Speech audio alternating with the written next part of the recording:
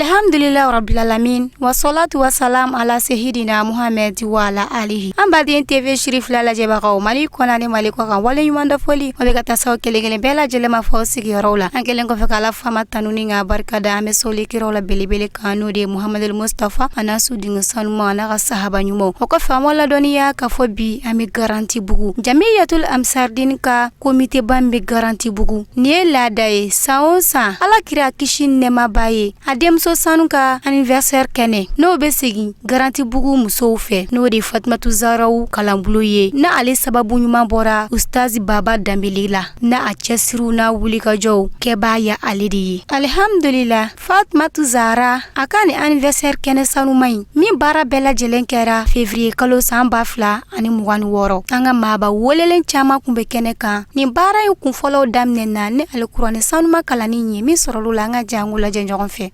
بالله من الشيطان الرجيم بسم الله الرحمن الرحيم إنا أعطيناك الكوثر فصل لربك وانحر إن شانئك هو الأبتر صدق الله العظيم. Alhamdulillah anga ustazi dona ninga dakuru ya flam fo bilasirali kauna anga jangu la janyogon fe adaba nguye alakira kanumi ani alakira bona kanumi no bebe alakira sarama no de Allah subhanahu wa ta'ala go qur'ana kono qul la as'alukum alayhi ajran illa al mawaddata fil qurba ne kiram mabote sarafu ila awulu pa biseka ne saranoyi ngoni me fengele me nyine aw fe ode aka kanu nyoya sama ne ni mbona uni nyonche ani mbona uni nyonche aku kanu o kira modiya kanu no sabatira chawocha duskuna hal ni makira sarabo e doke kira sarala bari ni mamin den kanu abina fa ya yare de kanu ala kira yo defo abe kuma amba Fatmata kan chuga mina kuma na amodin to fana kan o chugo kelene la o bora ale de la wa ale fana bora olu de la sallallahu alaihi wasallam ko ale sarabe be mimma ode ale bona o kanuni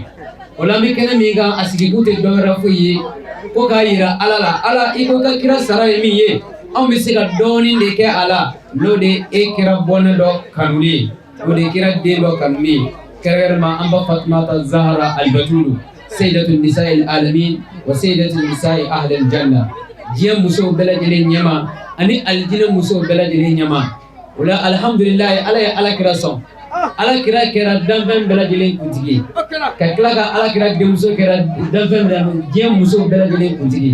ka kila ka modem fla kedo de Hasan no Husaini ka ke aljina funenu bela jelen kuntigi aljina do aboro funenu de bido aljina kono ma chokoro balamante do ma muso koro balamante do be funenu di o bayira ko Hasan ni Husaini do de amba Fatmata kenes gele alimi tawala ale dinga fulano de Hasan Husaini rues la bela jelen nyama e aljina kono hali kira woni nabi mo mbala kana ko nyina ala ko kira de ko funengano be nyamado ni kira ko funengano be nyamado adum foro ko funengano de do aljina kono mo hor ma to ko balamante do muso ko balamante do o ko de kira we foro funengano lamo de do o Hasan ni Husaini amba Fatmatu Zahra ale dinga fula we aljina bela jelen nyamai o ni kene sigira ulu bamso takola no de Fatmatu Zahra akaka wakanga sigi wala amba Fatmatu Zahra ale fana kene sigili o hijabu ya muumini bela jilima hijabu mami ngera asababu ni mai asayidi Serif Usman Madani Haidara ale de kera sababi ay munyira awna ako ala mekira yira maula wati mi ako mekira yira maula ala ko isigimbi yira maula ayra yira to maula Allah subhanahu wa ta'ala mawbo ala kam mawdi ama minum fana ko mi yikira de yira kira de me adem sobi adem no de amodem flabe wala abanna ke fana be no de senna ali wa am fana be bela jele yira wala ambanna ne min be sir flabi ulu fana jonendo usen ka wati bela jele kono senna ali karamo burama yafo no de ambatan jara yota tan Fatmata yedota tan Aisha yedota tan Halimata Gamaisa ali fana yedota ambani ala be shi ali kana ala ka danuma wala nin kene sigiri teke ganza wa manga ke ganza ko kena kunga do at sigira min fana ka jonde dunde de Fatmatu Zahra wi na kuma de Fatmatu Zahra ka ambe mun fo ala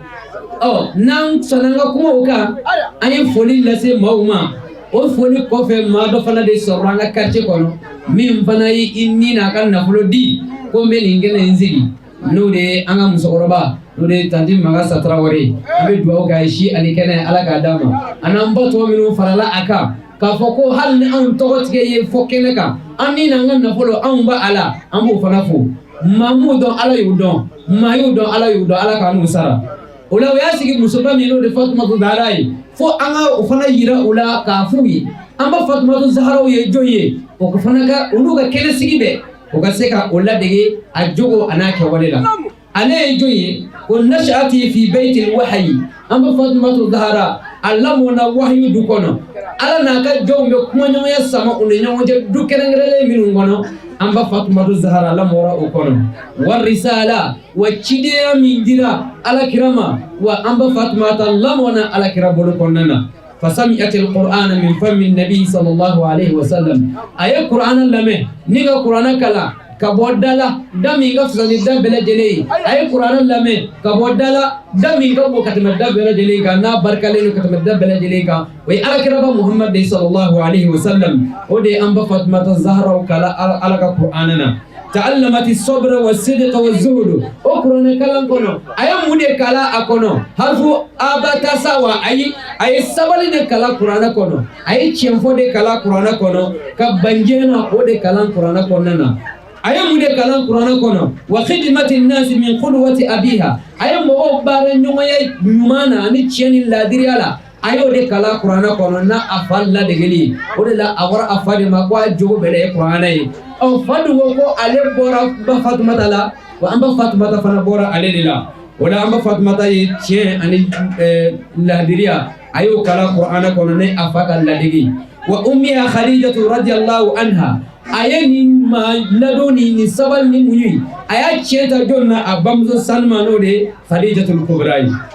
ajati fi fitratil adha wal hisar amba Fatumata allamona lamora wati minun konnana abena wati gelawma toro islamo kun folo soro wati minuna ani debu islamo kun folo soro wati minina amba Fatumata ya atorona debu mennene Alakira no fe maga susuki ngono santa ani saba chidia kono debu kono amba Fatumata Zahara ayeni mbele jelen debu ke afando fe aw before ko Alakira sallallahu alaihi wasallam ko Abu Jahil kumbe fen nogo fili Alakira kungulo sambe na be tentrula mais mami kumbe o fen nogo nun sani ka bo Alakira kungulo sambe ani ka kungulo ko mo ka bo puiser konnana o kuyi amba Fatumata Zahra udis alayha salam fara'at mu'anat muslimin al-awail hadhihi at-tajariba ghanasat fiha quwwat at-tahammul wala amba Fatumata Zahra islamo kumbolo islamo minun dona folo la ale yolu ye ati fa ale ma ko ale donna silamɛya la kun fɔlɔ la koyi ale nana silamɛya sɔrɔ yen de silamɛya bangena olu ka du kɔnɔ de o la maa fɔlɔ minnu donna silamɛya kɔnɔ ale ye olu ye u ye degun min ye ale yɛrɛ ye u ye wa a y'o degun caman kɛ olu nɔfɛ o de kɛra sababu ye a ye dɔnniya caman sɔrɔ o degun kɔnɔ arahama a ye hinɛɲɔgɔnya sɔrɔ o kɔnɔ wa sabati a ye sabati sɔrɔ o kɔnɔ alal mabda ko daminɛ na maa minnu bɛ sabati a y'olu dɔn ka bɔ maaw la ko daminɛ na maa minnu bɛ sabati kɔfɛ u tila ka muruti an bɛ Fatumata Zahara a y'o bɛɛ lajɛlen dɔn kira ka sahabaw la minnu fana tun ye diinɛ in daminɛ Alakira nɔfɛ a daminɛ na o la an bɛ Fatumata Zahara كانت خديجة مثالا لأتاء والدأب والثقة بالله أبا مسولو دي خديجة الكبرى وكن كرام مسوية مسمين كرام مثالية ho ka di koni mauma koni ala ko siraka koni o ko misaliye o de la ambalaka aw billahi digina amba Khadija tan wati mina ala kira sallallahu alaihi wasallam akbe bagangena akube jagola me wati mina ala ya garziga amba Khadija la Khadija ko ama bagange toyi iga jago toyi iga dinen lase nini ngan nafolo alakira abika blala o de la alakira ko ni amba Khadija kan nafolo kunte ani senna lika bamur kunte ko dina kunte jo hi ani kene alaka danuma alaka hereke belajiri ambe duwa nyini belajiri be alaka samerata irana assalamu alaikum wa rahmatullahi wa barakatuh anga walanda dilaw dula ka walanda dimunu ke kene kono anga je ango laje nyogon fe ala min sona kangwe adama denye kange malienye ka kila kan tile na karamogol klebe a Sheikh Sherif Usman Madani Haidara ambe karamogo fo ka tanuka barkada an bɛ kisi nɛɛma ɲini ala fɛ a k'o jida an kuntigi muhamadu kan a n'a somɔgɔw a n'a ka sahiba ɲumanw ani mɔgɔ fɛn o fɛn min tugura kɔ fo ka taa se alikiyama jɔdon ma karamɔgɔ baba danbɛlɛ ala ka ani ka karamɔgɔ kalandenw maliyɛn bɛɛ silamɛ bɛɛ diɲɛ bɛɛ ala k'an bɛɛ fara o jamakulu kan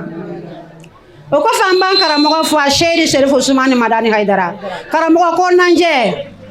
a fa ɲuman min y'a denw kanu ka walidenw kanu k'an bɛɛ kanu ni hinɛ ye diɲɛ hɛrɛ ni lahara hɛrɛ karamɔgɔ hayidara y'o sira de don an kɔrɔ foli ni tanu ni barikada an b'o kɛ a n'a ka denbaya ye o kɔfɛ an b'an baw bɛɛ lajɛlen fo sirifila kɔnɔ olu de ye alakira bɔnnaw k'u yira diɲɛnama la alhamdulilayi a jɔn y'a sen da o sendanɔ la an balimamuso tani famata tarawale ale de y'a ni n'a ka nafolo di ko kira bɔnnaw k'u ka koyo k'a tɛ to dogo la k'a bɛ da kɛnɛ kan jɔn ye o ladege sisan an fɛ yan garandebugu magasa tarawale madame Sempara sijani kɛnɛ labanko ɲuman ala k'a da n'a ma. I seek protection against Satan. In the name of Allah, the whole merciful, the very merciful, we seek the help and ask Allah to bless and praise our Prophet Muhammad, his household and companions and other persons who follow him until the last day. May peace of Allah be upon everybody. We pray God to forgive who passes away before us. If God willing, we will rejoin them. May Allah grant us good evening. You should know today is the day of the birthday of the daughter of the Prophet Muhammad, peace upon him. Fatima Zahra, peace upon her. Fatima is just the daughter of the Prophet. She is mistress of all women, the prince of all women, the wife of Lion of Allah, an angel of human being form. The leader of woman of Jannah, mother of Imam Ali and Hassan, may God bless us. Grant us a good evening, protect us. We are children who take bath and let his back breathe. May God bless who won't see us. I think the page. The last way, the 10 ways to go set in paradise. 1. The first, we will associate nothing, anything with Allah. 2. The second, we respect our parents. The third, we will not kill our children. 4. We don't commit sins hiding or stealing. 5. We don't borrow and live except the revenge. 6. We don't consume money of the orphan. 7. We just be just for the sake of balance. 8. When we seek, tell the truth, even if concern you good brother. 9. Never fail in your promise between you and Allah. 10. Don't take another way. If not, you know what I want to say. I will live without which is the lion in Bankoni, who is Shérif Ousmane Madani Haïdara. Auprès d'Allah, contre les Satan maudits, au nom d'Allah, le tout miséricordieux et le très miséricordieux. Allah prie sur Mohamed, sa famille, ses compagnons et tous ceux qui lui suivront jusqu'au jour dernier. Chers invités, bonsoir. Les chemins droits du paradis est au nombre de 10. Premièrement, on n'associe rien à Dieu Allah. 2. Fais du bien à tes 2 parents. 3. Nous ne tuerons pas nos enfants à cause de la pauvreté. 4. Nous ne commettons pas le péché en cachette ou en flagrant. On n'ôte jamais une âme sauf la vengeance. 6. Ne mange jamais l'argent des orphelins. 7. Donnez le poids juste car la parole d'Allah n'impose jamais un fardeau que tu ne peux pas supporter. 8. Disons la vérité même si ça concerne un lien de sang. 9.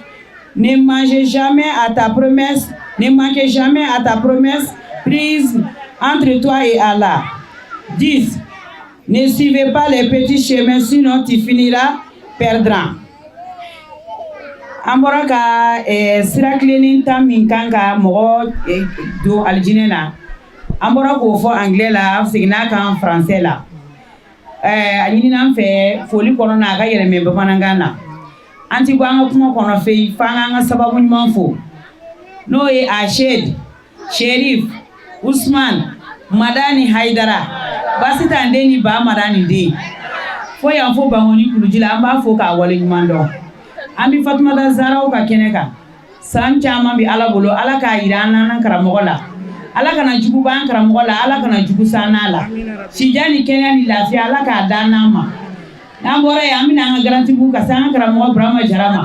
an b'a fo k'a wale ɲuman dɔn an ɲini Ala fama fɛ ka bɔ sitanɛ tɔɔrɔ ma sitanɛ dangale min kɛra farla kuru fɛn ka bɔ Ala subhanahu wa taala ka hinɛ na a n'a ka nɛɛma bɛɛ lajɛlen o kɔfɛ n bɛ n sinsin dalen masa tɔgɔ barikama ye Ala min y'a daminɛ ne Ala de b'a laban n kan bɛ diɲɛ nɛɛma labɔlen tigi lahara hinɛ kɛrɛnkɛrɛnlen tigi ma n bɛ kisi ni nɛɛma ɲini Ala fama fɛ a k'o jiri an kuntigi Muhamadu kan ani Muhamadu somɔgɔw a n'a ka sahaba ɲumanw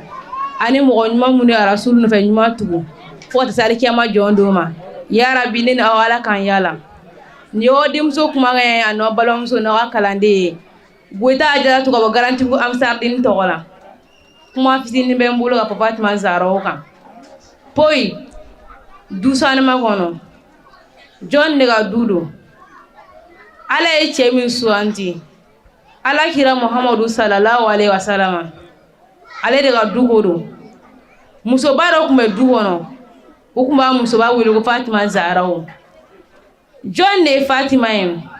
wa o kiraba in dɛ n'a bɛ fɔ ma ko Muhamadu sallallahu alaihi wasallam ale de denmuso ko don Karijatul Kubura min donna Alakira Muhamadu jigi kɔrɔ o Karijatu denmuso Fatima Zahra de ko don n kan bɛ bamuruba da fila tigi ma Imamu Aliyu karamallahu wajhah Aliyu min ye jinɛjugu kɛlɛ kɔlɔn kɔnɔ n kan bɛ Aliyu min ye ka ɲɛnamaya bɛɛ di nin diinɛ ma o Aliyu dɛ o furumuso Fatima Zahra de ko don Hasanu Useni min n'o tora janfa la o Hasanu Useni bamuso ko don n'u y'a pɔsɔnɛ ka Useni k'a kunkolo tigɛ ka so tɔrɔn bola kan ka bamuru kɛ k'a bugɔ o Useni dɛ n'o kɛra o diinɛba in kɔsɔ o Useni bamuso Fatima Zahra de ko don a Zahra kuma tɛ anw da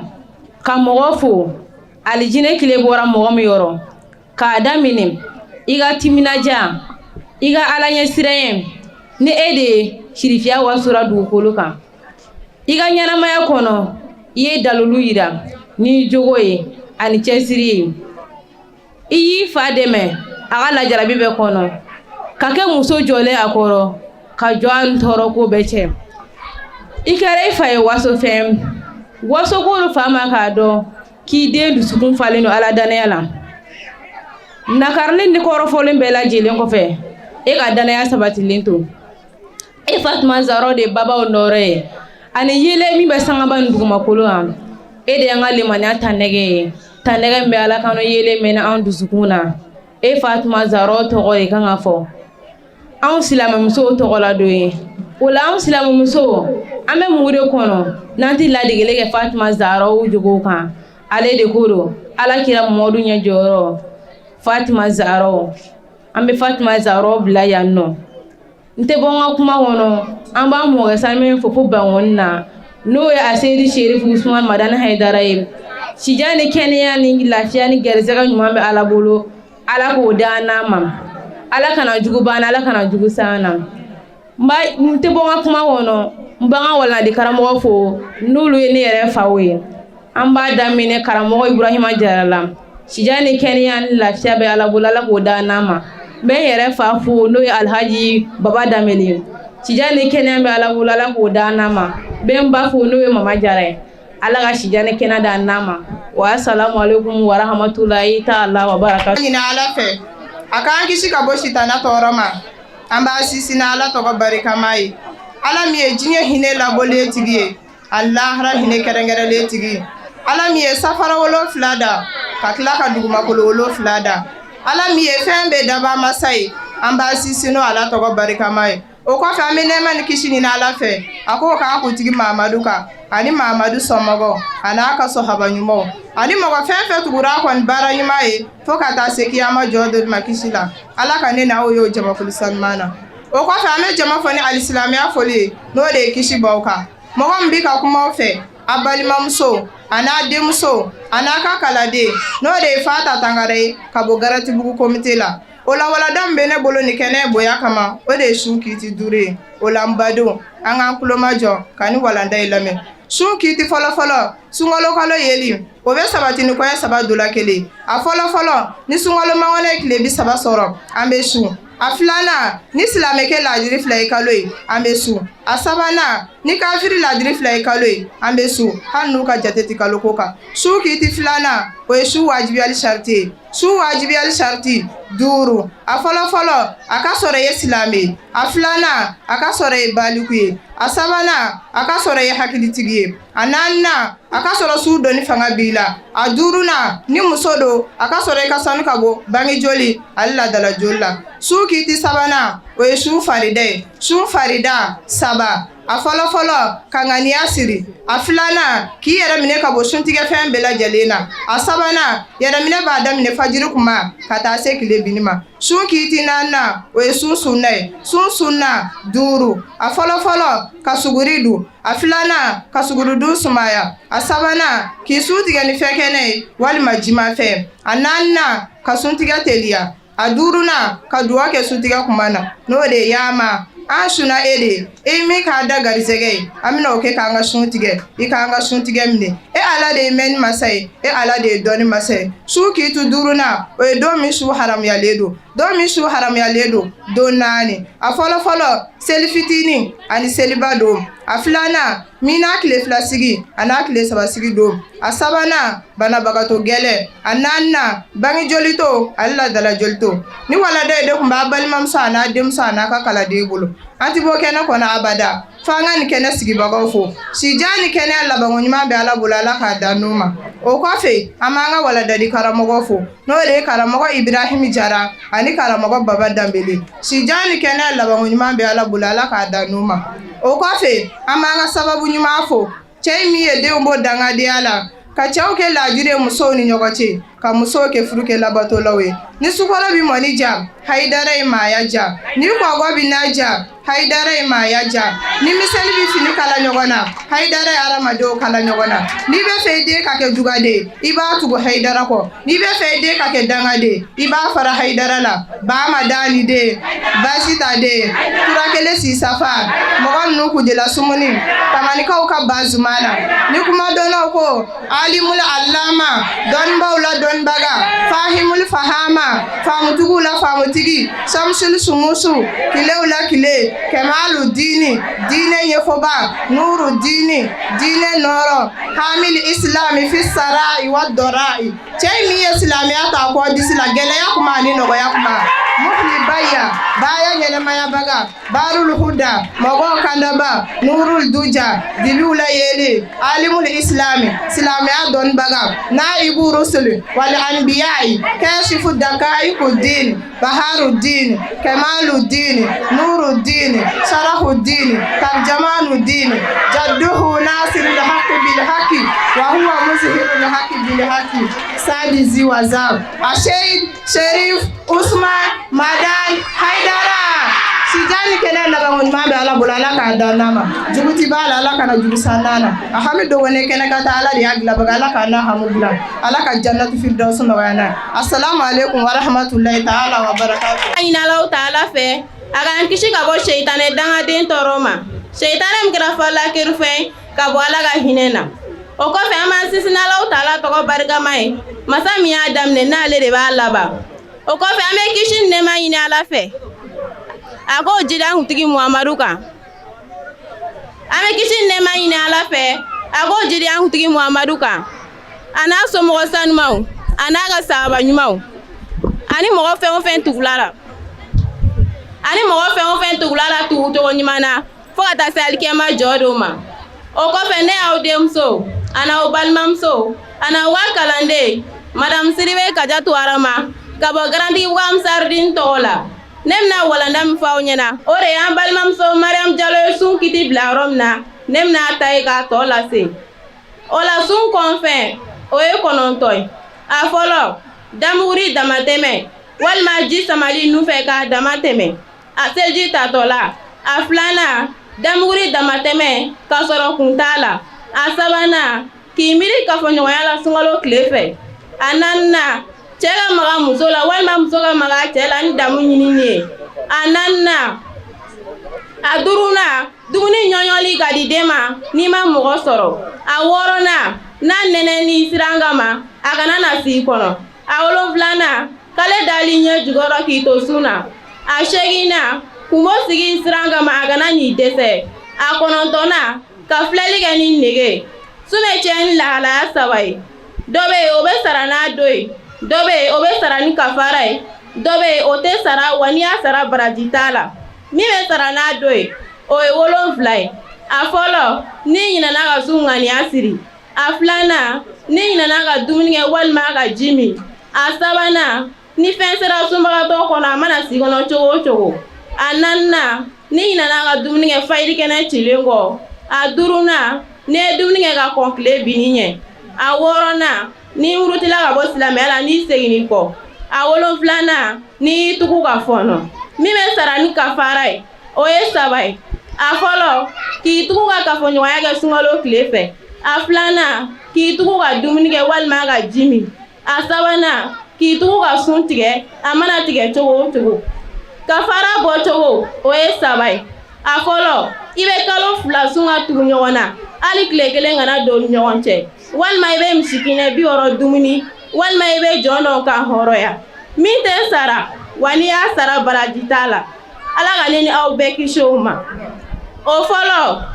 Kagalon tige ki ito suna. Aflana. Sere jugu sere ya ki ito suna. Asabana. Ki kale galonga ki ito suna. Ananna. Mwakorofo ki ito suna. Aduruna. Walche ga walmso fleni nege. Walma walmso ga walche fleni nege. Mbaden silameo. Ala ganen au bela jele kishinma.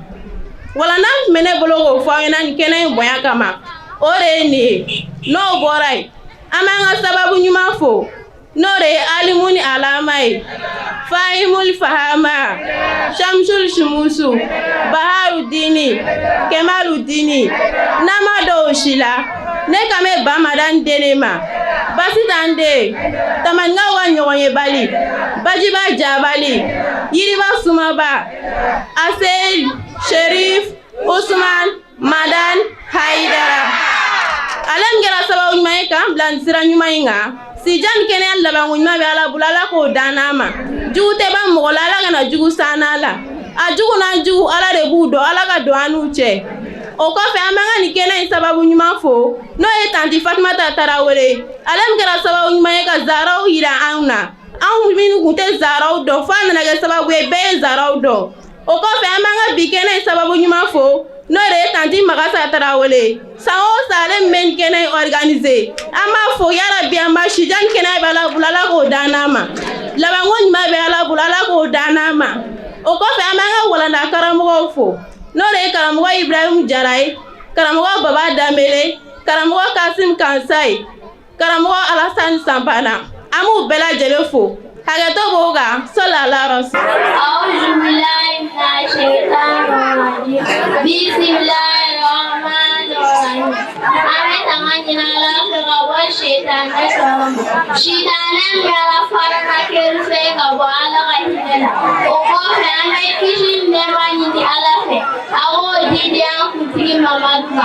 أنا أسومه أنا أسابنيمو أني مغا مغا فوق تسالك يا ماجولو وقف نيو ديبسو أنا بالمنسو أنا وخلاني asiribe kawo garanti bu am sardin togola wala ndam mene bolo wo faye ore denga age masaka wolo vla afolo iga to imade dena ni sebe ga kantigel kai aflana iga seji asavana iga hinala ananna iga nafaka diga aduruna iga lamon jolme awarana iga do kalana alon flana ni sele ga do kai wala ndam mene bolo go fay oreni ndembo ga kuma la ga soro ma karam gofu nore asir sherif usman mada haidara alen ngara sawan me ga amblan keninga o ko fe ndembo ga kuma la ga soro ma karam gofu nore karam go baba dameli an karam go urama jara wa assalamu alaikum وجماعة المسلمون والمسلمات نيوديمسو أنا بالمامسو أنا وكالاندي كارجاتو جباتي غابوغارتي بو أمسار دين توغلا ولا نمني بلو فاي ولا تيمامسونا سابا أفولو دوولو غوشيغو فلانا أفلانا كتيغالا مسايغالا نمهولا أسابانا كمسايالو دارانا wala nam mene bolo wo faye oreni tuba kuma soro man karamo fo ne ashe sherif usman mada adara sijan kenan lawon mabe ala udanam jugu deba mona ala kana jugu sanam wa fende kuma soro man wala di karamo fo ne karamo brahma jaran karamo baba damile wala ali muhammad wasol assalamu alaikum ya jamaatal muslimina wal muslimat ne aw demso ana balmamso ana wakalande Mariam Cissé kawo garanti bu comité towal wala nam bene bolo wo foy ore sel farda tan saba afolo nganya sili aflana kibaru fara fili asabana ugi joleso ananna fatia kalani aduna fatia kalani ngi joleso awarana kumelo gurumne awolo flana awiga ba kumelo gurumne ashegina gite turu akona tana awiga ba tenturu atana sigilla ban salambla atan kelena igi sigigi mafa atan flana wa fara odaranyo atan sabana wa salambla wala nam kumene bolo wo foy oreye ndego kumala wa soroman karam wofu nore ase sherif usman maran aidra siyan kelen la wonyma me ala bulala odanam la wonyma me ala bulala odanam ndego kumala wa soroman wala na karam wofu nore karamo burama jara alen karamo bubadam nure gara sababu nain kenen sorula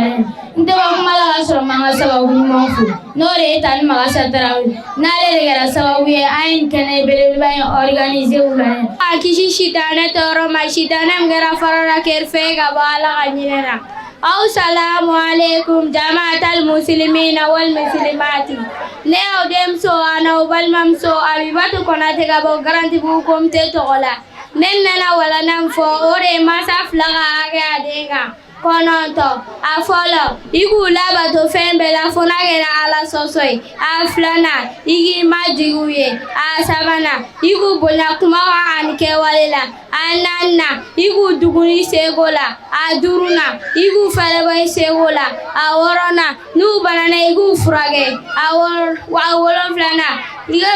toto kabuga segola ashegina igu gala iruga undafa kuteru bonya akonotona ni selle iga dogi masa flawe ni islame ora ala kukanda wala na mena bolo go fawe oreni tebonga kuma wana wasoro man karamofu ase sherif usman madan haidara sijan kenan labangon mame ala bolala ko danama jugute sana la kana juguban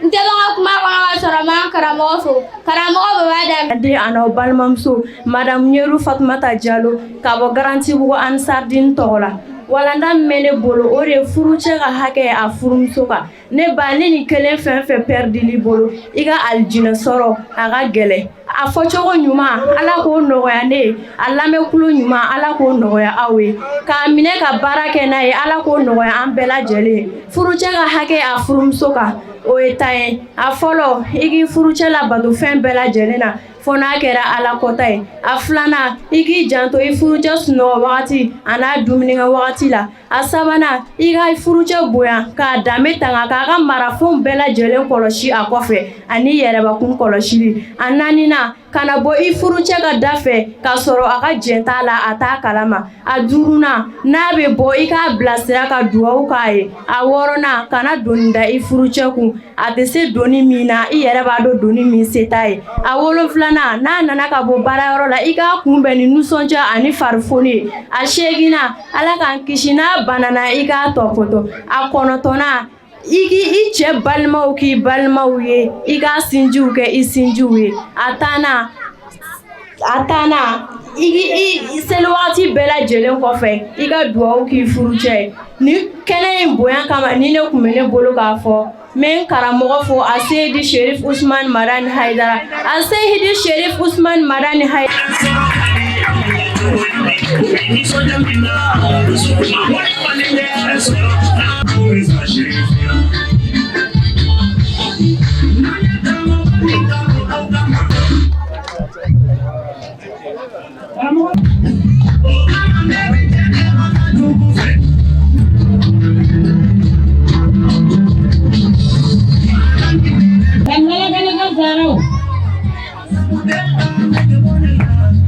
Alhamdulillah, bɛɛ lajɛlen tɛmɛnen kɔfɛ ka wuli nin baara sanuman in nana kuncɛ n'an ka ko labɛnbagaw ka dakurunya filaw ye min sɔrɔla o la an ka jɛ an k'o lajɛ ɲɔgɔn fɛ. nin kɛnɛ kan n'o ye Fatumata Zahra ka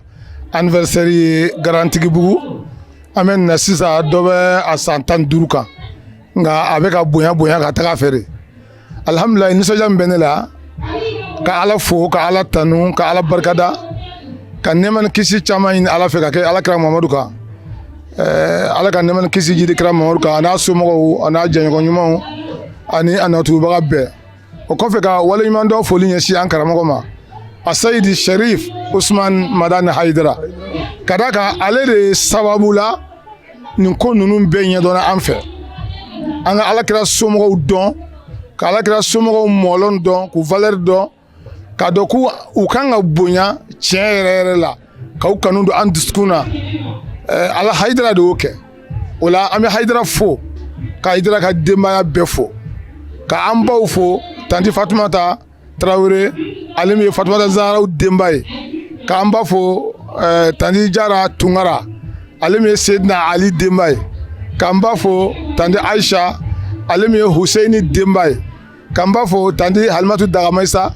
ale min ye Hasaniya denba ye. O la an b'an karamɔgɔ Haidara de fo ka Haidara ka denbaya bɛɛ fo. Alhamdulillah an bɛ nin kɛnɛ kan bi Garantigibugu yan an ka siège da la an nisɔndiyalen an fari fonini mun ye nin kɛnɛ sababuya karamɔgɔ Baba Danbele. Tuma min na anw ye kalanyɔrɔ dayɛlɛ yan Garantigibugu depuis 96 kɔnɔna ninnu na an kamana ganna karamɔgɔ ko la ka d'a kan ne Ibrahim Jara ne de bɛ cɛw kalan muso kalamɔgɔ an y'o ɲini Bamakɔ fan bɛɛ o y'a sɔrɔ karamɔgɔ kuma ca o karamɔgɔ cayara sisan de o waati wala karamɔgɔ kuma ca o karamɔgɔ Baba Danbele an taara an ma kasi a la a ko tiɲɛna kalanyɔrɔ ka ca ale bolo tiɲɛ yɛrɛ la nka komi an nana an jigi don ale la karamɔgɔ Haidara bonya kosɔn ka d'a kan ale olu ye karamɔgɔ Haidara ka kalandenw de ye olu mɔgɔ caman olu tɛ foyi la ka mɔgɔw lakala Ala ka diinɛ la o la an ye bonya ɲini a fɛ a fɛnɛ sɔnna gɛlɛya bɛɛ kɔnɔ k'a yɛrɛ di an ma kabi an ka musow bɛ mɔgɔ 5 fo bi a bɛ taa fɔ mɔgɔ 100 joli la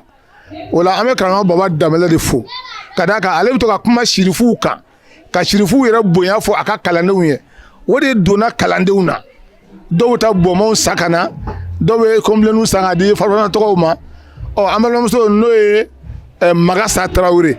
tiɲɛna ale de y'i kun don donni in kɔrɔ k'a ta k'a kɛ a denba ye Garantigibugu yan Magasta Traoré san o san a bɛ wari 100 kɔ de don a la a ɲinata bonna kosɛbɛ dɛ bi an bɛ le 12 deuxième mois 2026 ka bɛ jeudi ma alamisa an b'an ka siège da la an bɛ ɲinata kɛnɛ kan walahi an bɛ baba fo baba de cɛsirila baba de sabalila baba de muɲuna a bɛna sanji kɔrɔ a bɛna tile kɔrɔ kalandenw nana o baba bɛna kalandenw mana o baba bɛna u ka bɛnkan kɔni ye min ye o tɛ tɛmɛ karamɔgɔ baba kan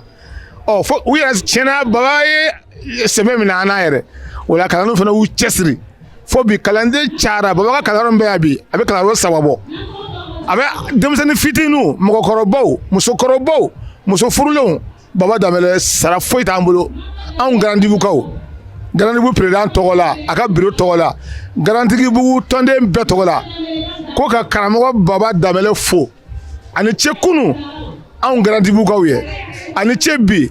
anw garantibukaw ye fo ka na nin ko in bɔ a kɔnɔ n'o tɛ a ma daminɛ ni nin ye o nka baba ka cɛsiri ani baba ka sirifu dɔn ani baba ka sirifu ɲɛfɔli kalandenw ye o de nana poyi ni nin kɛnɛ ye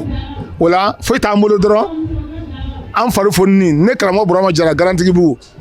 an fari fonini ka baba Danbɛlɛ fo an ka karamɔgɔ bɛɛ tɔgɔ la ka baba Danbɛlɛ fo an ka comité bɛɛ tɔgɔ la ko baba ni ce ko a layidu dafara ne karamɔgɔ baba Danbɛlɛ ka kalandenw de ye ale fana ye Haidara ka kalanden de ye komi n'a fɔ an bɛɛ ye Haidara ka kalanden ye cogoya min na mais ale bɛ anw musow de kalan a bɛ to ka Zarawu ka kuma fɔ an ye an nana o sira de ka ten tɔ komi an y'olu b'a ye sirifila cogoya min na ni sirifu kun tɛ an kun tɛ nin dɔ kɛ nin kɛ et puis fana sirifu de y'a fɔ ka tila ka k'a kɛbaga tuguni o la baba Danbɛlɛ fana ko an k'u ladege ala y'a nɔgɔya an ma an y'u ladege bɔra sini ni n ka denbaya kɔ dɛmɛ in ma bɔra sini ni n ka denbaya kɔ bitigi t'an bolo foyi t'an bolo an bɛ tabali de sanfɛ arɛda la mɔgɔ caman bɛ n dɔn to min kun bɛ yan cogoya min na ala ye yɔrɔ dɔ nɔgɔya ma yirimajɔ n yɛlɛmana ye bon ne bɛ tabali kɔni de sanfɛ mais dɛmɛ in tɛ bɔ yɔrɔ si fo n'a kɛra magasa yɛrɛ n'a ka denbaya ye a bɛ bɔ yen n tɛ ne bolo ka fɔ ninnu ye fo n'a kɛra barikada ye garantibugu musow dan t'u la mais dan sɔrɔ u la parce que ko in yɛrɛ tɛ se ka kɛ n'olu tɛ o ko in tɛ se ka kɛ n'o tɛ wa ni baba Danbɛlɛ yɛrɛ ko n tɛ ne ɲɛ kun tɛ kɛcogo la ko in na parce que hali n'o muso kun ko k'an b'a kɛ ni baba kun t'a ɲɛfɛ an kun tɛ se k'a kɛ o la an bɛ segin wa tuguni n bɛ ala fo ka ala barikada ka ala kira waleɲuman dɔn ka bani n'a ka denbaya barikada ka taa ni Famata fo a n'a kɔrɔw a n'a dɔgɔninw an bɛ k'olu de ladege sijan ani kɛnɛya ani laban ɲuman bɛ ala bolo ala k'a di anw ma baba Danbɛlɛ a mago bɛ min na anw ka kɛ ten yarabi ala ka anw kɛ ten bani kɔni bani foli t'anw bolo sa walahi n'an y'a ta ka taa ɲɛfɛ ne tɛ dan ne kɔni ni ne y'a ta ka taa ɲɛfɛ ne tɛ dan sɔrɔ bani na n bɛ tila ka segin nin kɔfɛla ye n tɛ dan sɔrɔ bani na n bɛ tila ka n kɛrɛ fila de tuguni ne tɛ dan sɔrɔ bani na a n'a ka denbaya la k'u ni ce k'u y'a lafiya k'u y'a wasa ala k'a n'u sara hakɛto bɛ nin kan sallallahu alaihi bismillahir rahmanir rahim allahumma salli ala sayyidina muhammadin wa ala ali sayyidina muhammadin wa salim ala fo bɛɛ kɔfɛ an bɛ an ka karamɔgɔ fo cɛkɔrɔba kɔnɔnajɛ bamadan de Sɛrifu Usumani Marani Haidara ale min kɛra bɔra kira la ka tila ka kɛ kira ladegebaga ɲuman ye a n'a so dungo sanumanw ladege ɲumanba ye an b'a fo an bɛ kɛnɛ min kan ale ladegeli de don a ka bilasiralikan ɲumanw o de ye an balimamuso bila nin sira in na bi n'an b'o fo Magasa an b'a fo vraiment san o san a bɛ jija ni cɛsiri kɛ an ka karamɔgɔ ka kumakan ɲumanw sababuya la a n'a ka ladegeliw sababuya la ka fɔnisereya ni Zarawu ka kɛnɛ sigilen an bɛ karamɔgɔ ka denbaya bɛɛ fo a kelen-kelen bɛɛ bɛ alibetiw ka kɛnɛ ɲɛnamaya kɛrɛnkɛrɛnma nin kɛnɛ ye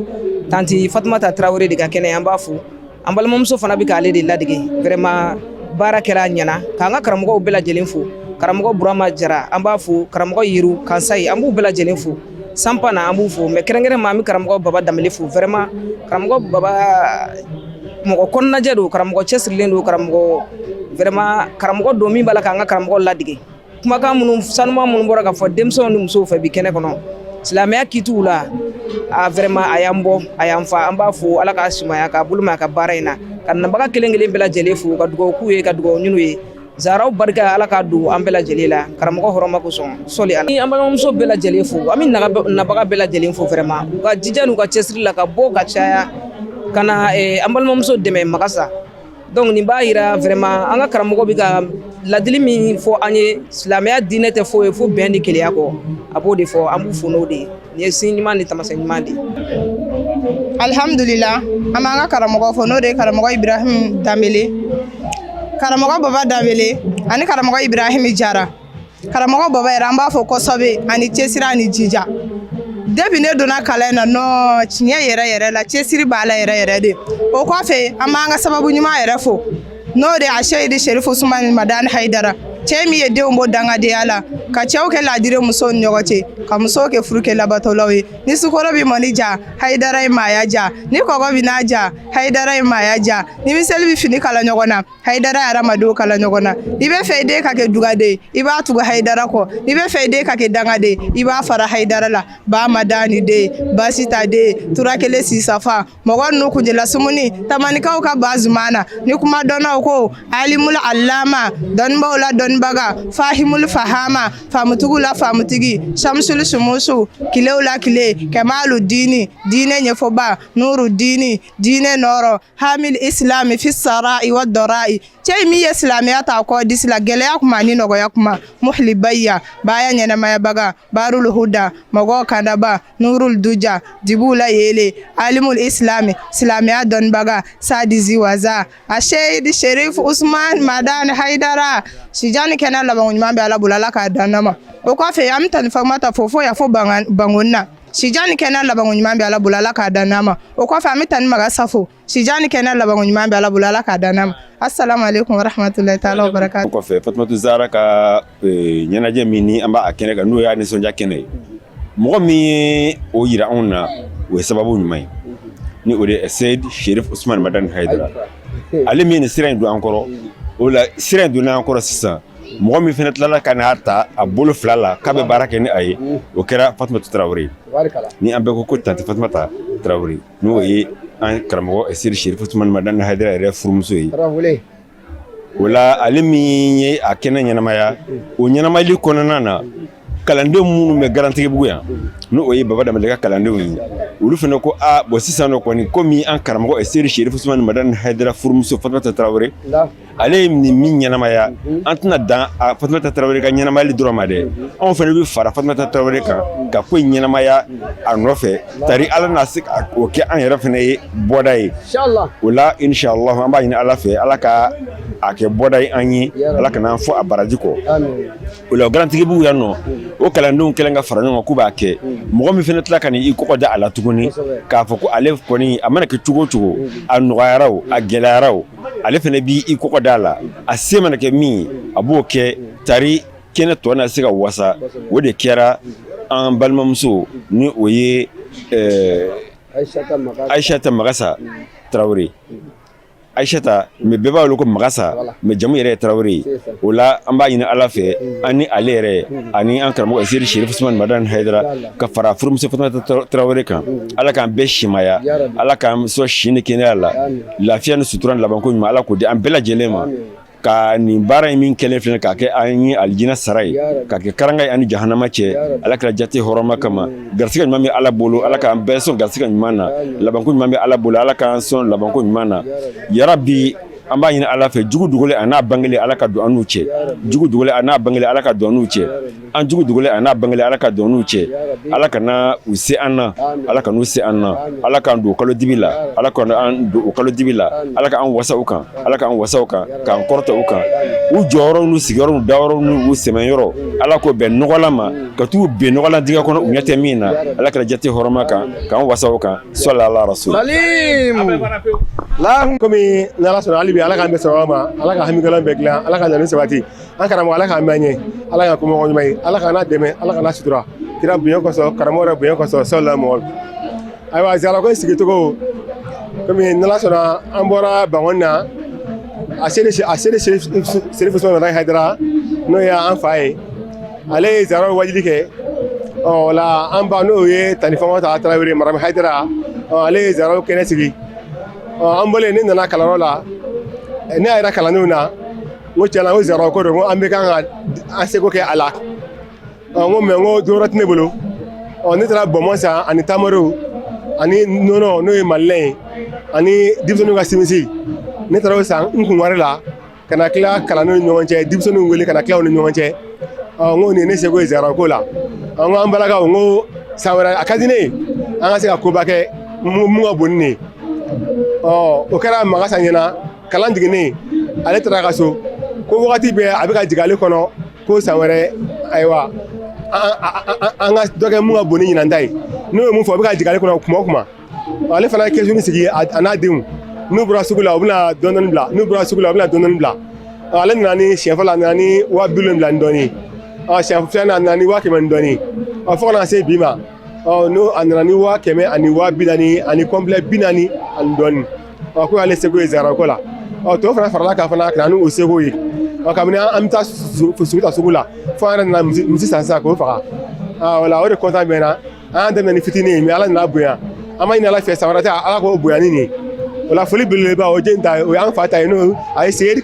Cherif Ousmane Madaye Haidara n'o bɔra yen ka na Tani Famata ayiwa Marame Haidara ka na bɔ yen ka na maga sa ka na ale la ale mun y'a kɛ koba ye